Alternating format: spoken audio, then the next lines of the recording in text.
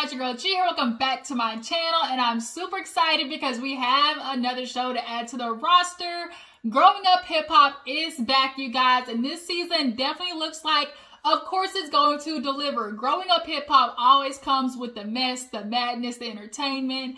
I love how they have Brianna, you know, narrating the show. Usually her and Lil Twist do the narrating, but I think because Lil Twist has a little bit more going on in this season, Brianna is going to be doing more of, you know, like the speaking and stuff. Look like Lil Twist, he might be going to jail, might be getting locked up. They won't let him out because he on strike tree, okay? Tree, okay? He on strike tree. I love Lil Twist, and I'm in fear for him because he was doing, you know, stupid stuff like niggas from the hood usually do. They just can't get rid of that hood mentality, and it always gets them locked right the freak back up when they make it out. Like, when you make it out the hood, stay out there, bitch, period. Like, we know how this goes. Like, we know how this goes. But nonetheless, Growing Up Hip Hop is back, and they have brought in some more people. This season definitely looks like it's going to be a hodgepodge discombobulation, and your girl's going to be here every week to discuss it, period. So let's go ahead and get into it. There's a lot to discuss, a lot to dissect and get into, you guys. So if you're new to my channel, hey, how you doing? Appreciate you for tuning in. Hit that subscribe button, become a member of the Juicebox crew. And everybody else, how are you doing? Make sure y'all are checking out my uploads. I did a little bit of dissection with that interview with Miss Ariane Coleslaw Curry. So y'all make sure to go check out that upload, as well as Real Housewives of Orange County. And which other one did I upload? And Portia's Family Matters. If y'all haven't checked those out, definitely go give those a little look-see and drop down, you know, drop a little like, click that little like button, okay, so we can grow this channel. We got to grow this channel, y'all. We're trying to hit that 3K mark. So, Growing Up Hip Hop, let's get into it. So, we open up with Tyran and his little, you know, his little, you know, Judy Chop Gym.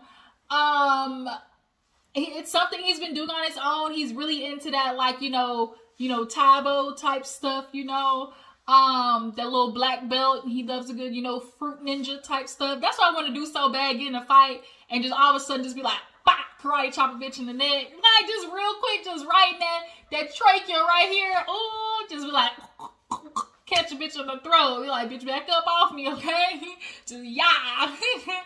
But nonetheless, Tyran, he's at the gym, and, you know, Tretch comes through. You know, Tretch has really kind of been a real father figure to Tyran, and, I'm sure Pep helped him, you know, with financially backing the thing.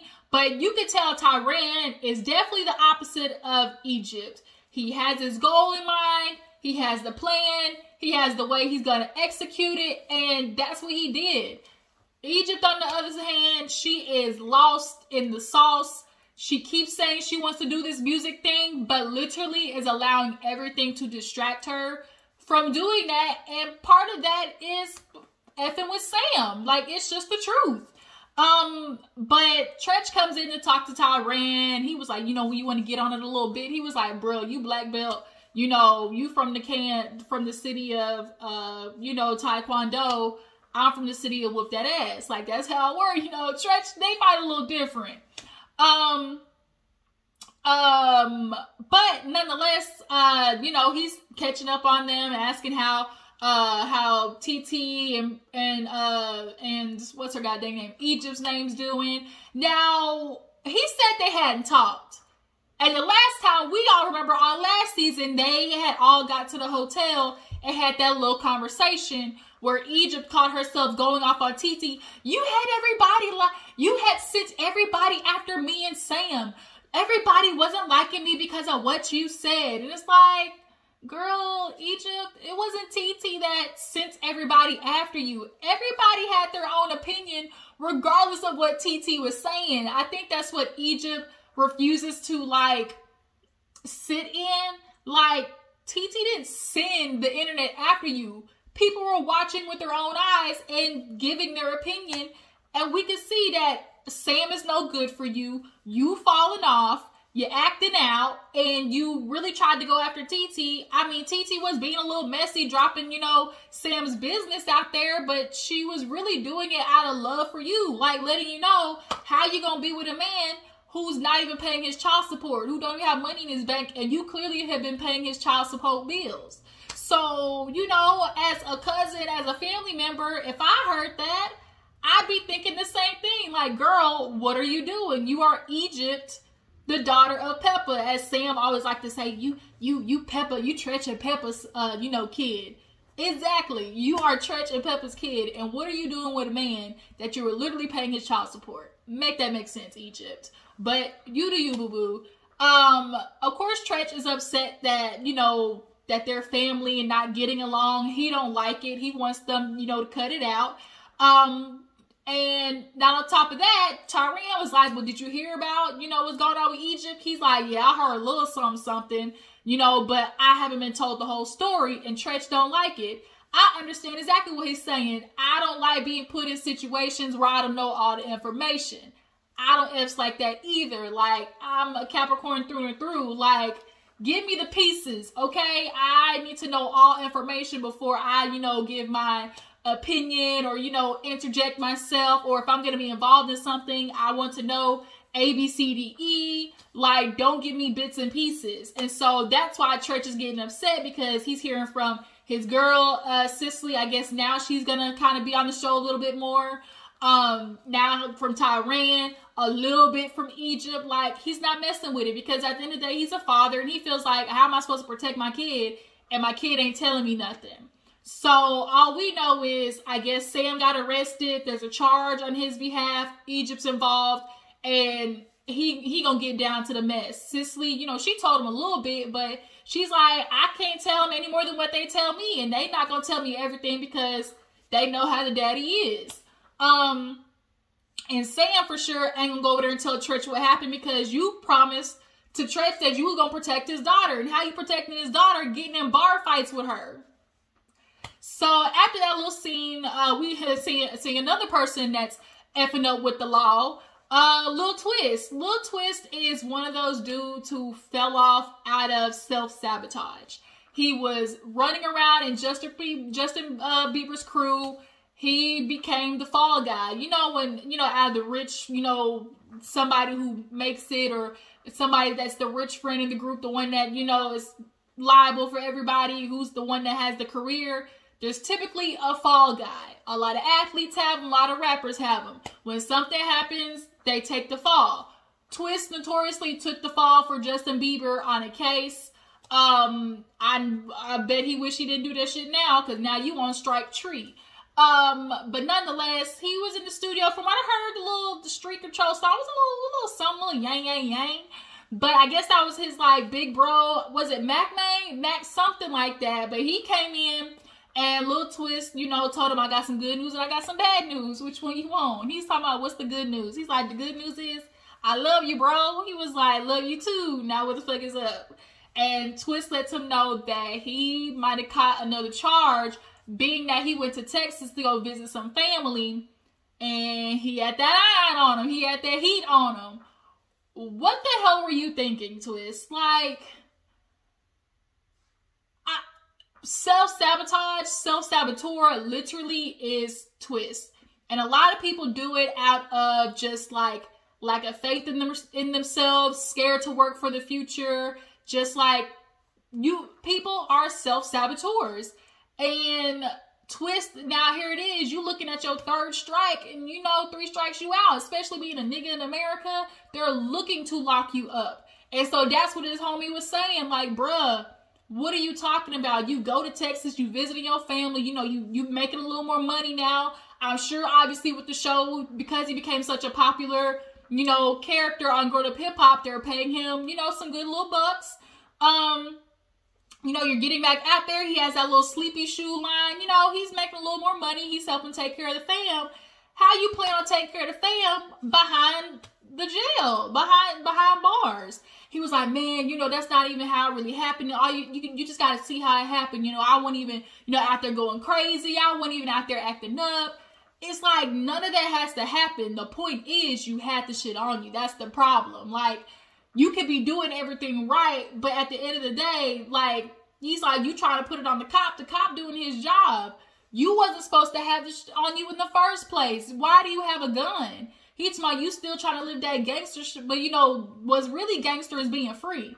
And I was like, who? Speak a bar. Like, okay, let the world know. They'll throw the little, you know, speakeasy on them. What's really being gangsters out here being free, period. And here you are about to get locked up. We don't know. And you could tell Twist, like, it was settling in. Because his homie was like, bruh, like, what you doing? Like, you wasn't thinking about your parents. Like, I mean, your mama, your niece and nephews. Like, you can't live that life. And you can't be 1 foot in, 1 foot out of, you know, working towards the future and then still got your foot in the streets. It don't work that way. And then you got a gun, ain't no telling how that could have ended. Like, that's just another weapon. Like, you could be dead, out of here, gone, zilch, you know? You could definitely tell it hit Twist for sure. He was like, you know, I ain't trying to, you know, I know you ain't trying to hear no sorries. He like, nah, bro. He said, I don't want no sorries. I want you to start acting right, you know? And that's the best apology is change behavior, period. So moving on, speaking of change behavior, we have a little moment with Tretch and Lazy Bone. I guess Lazy Bone has been added to the cast. Lazy Bone ain't got no meat on his bones, but he's kind of a little cutie. Lazy Bone's kind of a little cutie, a little Skeletor, but nonetheless, he and Tretch are just basically talking about, you know, the game and having kids in the, you know, the industry and how lucky they are to have people, you know, to be able to tell them, like, don't take this deal. Like, when you have people who are in the industry, that's such a benefit because they can tell you, like, what to look out for in the contracts, when you getting screwed over, like, when you know it's time to ask for, like, that's a benefit, bruh. And so they just talk about, like, you know, it's so crazy. Like, we fought so hard to get out the hood. Everybody now trying to fight to get in the hood. And that's low-key true. Everybody want to be gangsters. Everybody want to be Tekashi 6ix9ine it up. And it's like, y'all see how this shit go? Like, it's only 2 options, dead or in jail. Why are y'all running towards that? Make it make sense. All you rappers who still keep guns on you, still keep the homies on you from the hood. Like, I just don't understand. Like, they look for reasons to hate y'all out here and to kill you. But, you know, him and Tretch would just kind of talk about, like, you know, they were able to squash their beef. Life is too short. Now they got their kids. You know, what's her name? Sequoia, I think. And remember Sequoia last season started some shit at that little, the showcase. And so she got beef with Simmons, with Angela. And so he's like, you know, if you're going to be in the industry, like, first of all, Simmons, that's rap family. You know, we got to keep them, you know, they family, keep it cool with them. You know, if you're going to network and politics and all that kind of stuff, you can't fuck around with people who are low key, you know, in the gateway of it all. So, you know, they just kind of were talking about, you know, bigging up to the past and working with Tupac and Eazy and, you know, trying to help their kids, you know, go on and push forward, you know, carry the torch, the legacy, but you can't carry on the torch when you keep dousing it in water. Like, it can't light if it's wet. So we see a little scene, speaking of Simmons, with Angela on the yacht. Her and Creed definitely had kind of forged a little friendship. So her, Creed, the sister, and Vanessa, and I think like one other girl were just on the yacht, you know, living it up. And Angela reveals she's moving to Atlanta. And Vanessa's like, wait a minute. Like, well, what do you mean you're moving to Atlanta? Why didn't you tell me, Angela? Like, when did you decide? Like, Vanessa, I hate to break it to you, and I really mean this, like, in taking this, you know, how do I put this in the most simplest terms? Your sister don't like you. And she might love you because you're her sister, but she don't like you. As in maybe like the way you handle stuff, maybe like just your being, like your sister doesn't like you. And that's unfortunate. I think low-key your sister kind of feels some way about how she grew up in comparison to you. I think she definitely finds ways to stick it to you or punish you in a sense, maybe subconsciously, but she purposely withholds all of the emotions and feelings and that sisterly love from you. And I don't know why. Y'all definitely go speak to a therapist about it. Maybe, you know, a little Iyanla Vanzant it up. But unfortunately, like, you just gotta stop being surprised when Angela disappears on that ass or doesn't tell you nothing, or because she just doesn't value you like that, period. So she's like, yeah, I'm moving to Atlanta. First of all, bitch, why do you keep moving every 6 months? Now, she flew up to Miami out of, you know, falling in love with that boxer. Turned out he wasn't shit. No surprise. But it just always seems like Angela is very impulsive. And also, too, Angela is not going to tell you, Vanessa, because she does not like being told all the things and the red flags that she's ignoring half the time. Which is why she avoided you when it came to that boxer, because she knew you was going to point out all the red flags that she just decided she was going to be, you know, Ray Charles to. And look, see, that shit backfired on her. You know, sometimes, Angela, just maybe just listen to, have the people in your circle that's going to tell you stuff you don't want to hear. Okay? But, you know, Cree, of course, is in support of it. She keeps trying to convince everybody it's for SJ. SJ, I have a lot of support down there. You know, having an industry family. Everybody's so busy and spread apart. You know, SJ has his father's side of the family. You know, I just really feel like that'll be more of a good, you know, family life and, you know, stuff for him like that. Now, we do remember that it was kind of rumored that Angela actually showed up on Real Housewives of Atlanta, you know, kind of like was just in the background or whatever. So I wonder if, you know, maybe played a part, like something else going on in Atlanta that definitely pulled her there besides SJ. Hell, it could be a man, because we know Angela loves to pick up and go after a man, unfortunately. So yeah, Vanessa's not really feeling it, but ain't nothing you can do about it because she already bought the goddamn house. So speaking of the Simmons family, we see a little segment with JoJo and what's his wife's name? Start with a C. Damn, what's his wife's name? Clee something. Nonetheless, JoJo and his wife, they have the newborn baby, the boy. Bruh, I'm getting so many spam calls. Decline. God, dog. Like, have y'all been getting a lot of spam calls? Like, it's crazy. But yeah, so she's talking to him about having a boy. They're done. Of course, every man just like, it's not finished until they have a boy. So they're sitting down and she's having a conversation with him and basically is trying to like, just communicate. You know, obviously when a baby comes into a situation that, you know, kind of minimizes the time that you have for your partner. So, you know, she was like, you know, let's talk. And she basically kind of reveals to him, like, you know, with this baby, I feel like I'm going to kind of need a little bit more support, a little bit more help. You know, with the first one, with the girl, like, you were there for a year. And then after that, you just kind of like, poof, you know, was kind of gone. And immediately JoJo went off. He was like, cut the cameras, dead ass. Like, he was not here for it. You know, put the cameras down because I don't like how you doing this. What I'm hearing is, what you trying to tell me is, you trying to tell me I'm not there for my kids. And I don't like that. You know, don't be trying to tell lies on camera like I'm not there for my kids. And it triggered him.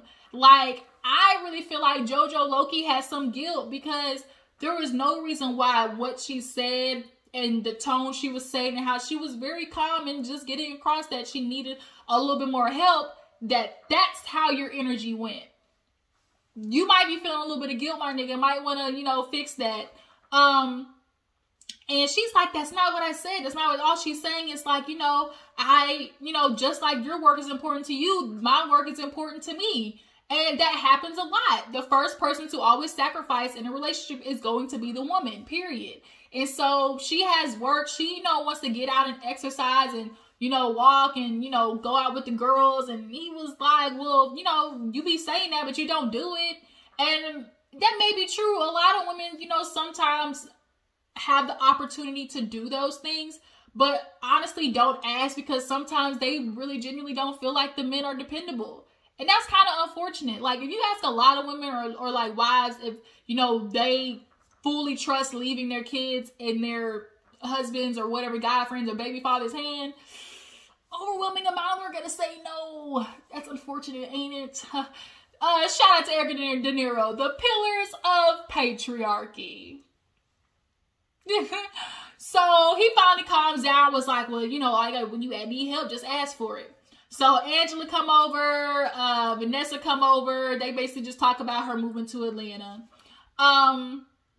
So then we have a little scene where all the girls get together and, you know, they were doing a little girls' night out, basically like a send-off for Angela. And TT shows up, JoJo's wife shows up. I wish she chose a different dress. I really wish she chose a different dress because it was cute, but it just wasn't flattering. But Cree shows up and literally looked like she saw a ghost when she saw TT. She was like, oh, I didn't know you were going to be here.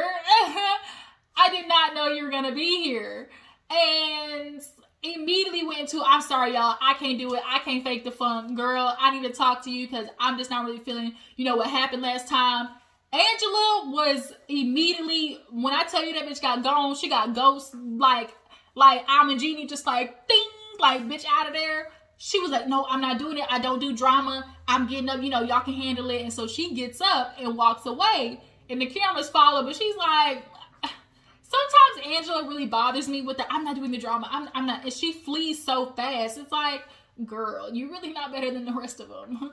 But Cree and TT, and she's like, oh, well, you know, Vanessa too, because, you know, you're kind of in it. And so Vanessa's confused because she's like, wait a minute, like, what do I have to do with anything? And she's like, well, it's more with TT, but by proxy because, you know, you were there. And so Cree's talking about when last season, Vanessa ended up telling TT about what Savannah and Cree said.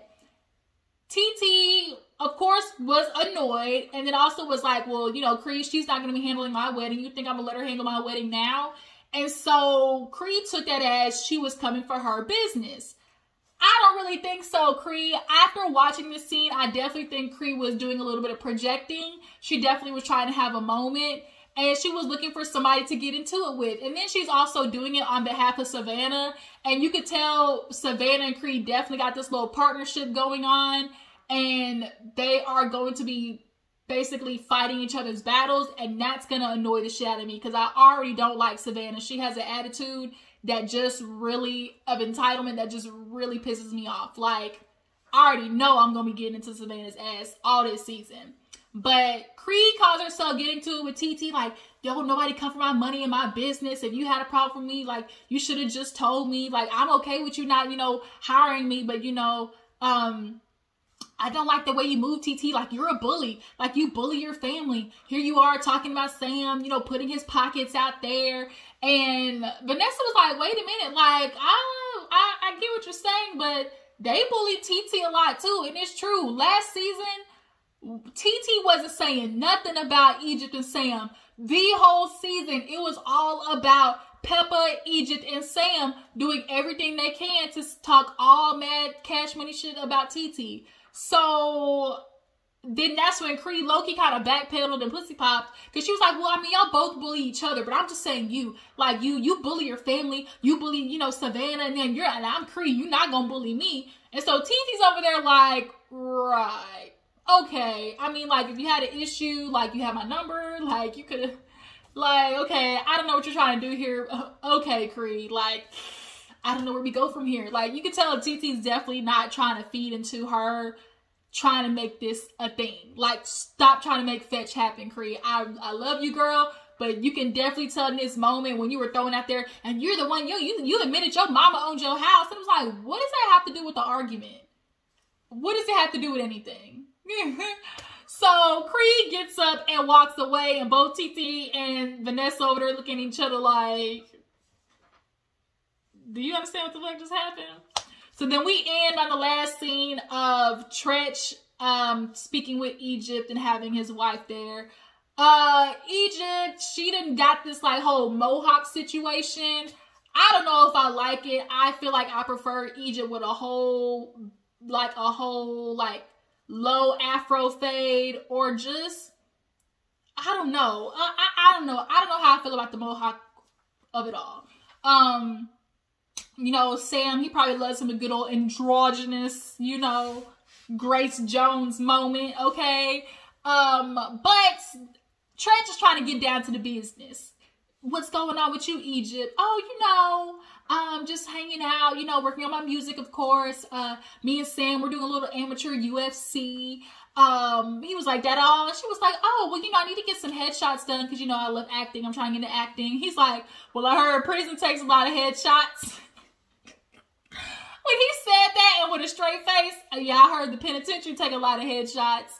Bitch, she was stuck. She was like, I don't want to be here. I don't want to talk about this. No. She wanted to back out of there fast. So she's like, well, what did you hear? And he was like, I ain't heard nothing from you. He said, I ain't heard it all. And she's like, well, you know, it's just like a lot of darkness and it's trying to attack the light. And the fact that she tried to go off and make it, you know, completely tried to like sidebar from what the main thing was about. You know what they did was some bull. So that's why he was like, nah. He said, I done heard a story from Tyran. I done heard from you. Shh. The math ain't math in Egypt. So she's like, well, I don't like this game of telephone. You know, what I told you was the truth. Like me and Sam, you know, we were out. Unfortunately, you know, there was some alcohol involved. And the way she kept reiterating, like, you know, the alcohol really, like, that makes me feel like y'all basically just had a drunk bar fight. Sam, you know, Sam loves to get to yapping at the mouth. The little Tweety bird, all up in the ear. So I know Sam was yapping them gums at that bar. And, of course, Egypt, she always gonna ride or die with this nigga. So she clearly got into it and decked the dude in the face, according to Tyran. So, you know, Tretch is not happy that, first of all, she's not telling the whole truth. So he gets up and was like, man, I ain't effing with it. I don't like when people don't tell me the truth. And see, in his head, he thinking like, niggas, man, like, here we go. I got Sam, first of all. So Cicely tried to explain to, you know, Egypt, like, girl, you know, Sam got this history. Do you think there's a chance that maybe that history is because that's who Sam is? I honestly can tell that Tretch does not feel Sam is the one for Egypt, but he can, like, he knows just out of experience, what you tell your daughter no is what she gonna do yes. She was going to ride for Sam because everybody was saying no. And Egypt, you can tell, like, he's looking at her like, okay, first of all, why the hell are you UFC fighting? You say you want to do this music, that's taking away from you. You fighting bitches now? Like, you trying to be Halle Berry bruised and you're not in the studio? Like, studio acting, UFC fighting. They don't, like, the fuck?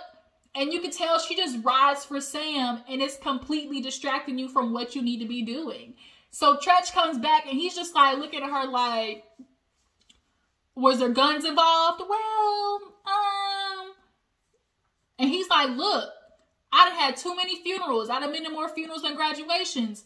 Egypt, the people who died to me as close as, like, I could understand as a dad, like, people do take life for granted. 1 minute you here and the next minute you gone. Who knows what could have happened in that situation, in that bar fight, Egypt? It's time for you to start distancing yourself. Every time Sam is around, some shit pop off. Like, Egypt, it's gonna be one day that you get that ass caught. But she not ready to address that. But during the season, we will. So that's been Grown Up Hip Hop. The first episode, of course, it delivered. Super good. I'm ready for this season. Tell me what you guys feel about Egypt and Sam still being together. How do you guys feel about Cree going after TT? Do you feel like she was just projecting and trying to have a moment? Was she trying to make fetch happen? And what is your predictions for the season? What do you feel like is going to go on? I appreciate y'all for tuning in. Make sure to follow my Instagram and Twitter. Y'all show some love to my other videos. Make sure to like all my other videos. And I will catch you guys later. Deuces.